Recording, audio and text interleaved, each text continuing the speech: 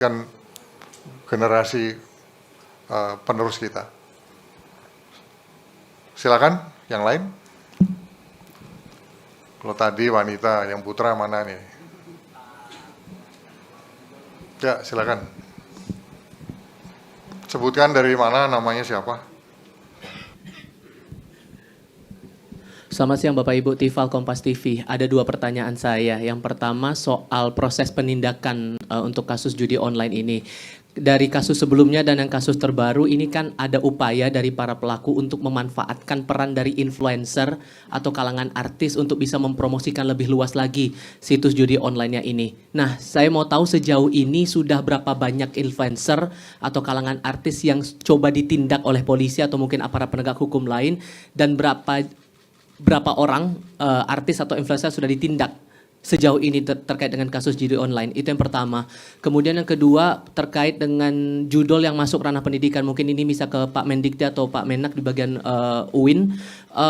Tadi sudah dijelaskan Pak Mendikti ada 960.000 dan kebanyakan mahasiswa yang terlibat. Sejauh ini bentuk penindakannya seperti apa Pak? Apakah mereka-mereka yang terlibat ini dijatuhi sanksi atau mungkin direhabilitasi untuk tidak lagi candu dengan judi online, atau ada bentuk tindakan lain untuk mereka-mereka yang terlibat ini? Terima kasih Bapak Ibu.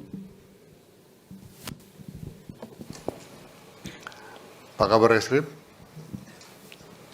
persilakan. Terima kasih Mas Tifa dari Kompas TV. Untuk penindakan kita yang khusus pada terkait dengan influencer, itu ada beberapa yang sudah kita tindak memang.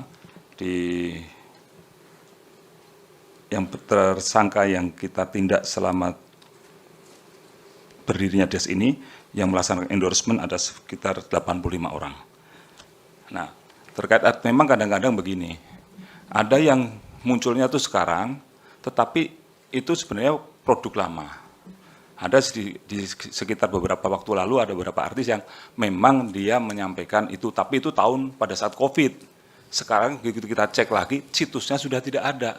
Nah, kita juga melakukan penelitian seperti itu. Ketika kita kan dalam menentukan itu tidak hanya sendirian, kita pasti menggunakan ahli. Ada ahli ITE, ada ahli pidana, dan lain sebagainya. Nanti kita tentukan apakah itu memenuhi unsur atau tidak. Kalau memenuhi unsur, kita tidak lanjuti. Kalau tidak memenuhi unsur, ya harus kita hentikan untuk kepastian hukum. Ya. Yang dari 85 itu yang memenuhi unsur ada? Ini masih dalam proses. Ini masih dalam proses semuanya. Ya. Yang sudah ditindak sebelumnya, nanti datanya ada di belakang. Ya. Oke, makasih. Terima kasih Bapak. Silakan Pak Menteri.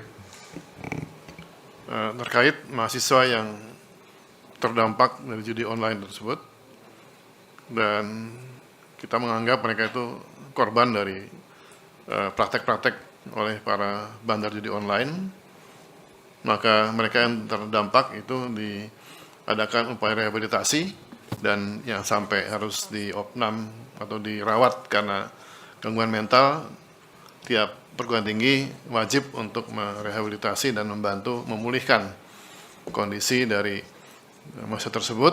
Setelah itu memang mereka dipastikan untuk tidak lagi terjebak kepada judi online. Tergantung dari trauma yang dialami oleh para mahasiswa. Kebanyakan di treatment oleh psikolog untuk memulihkan kembali jalan pikiran si anak-anak tersebut.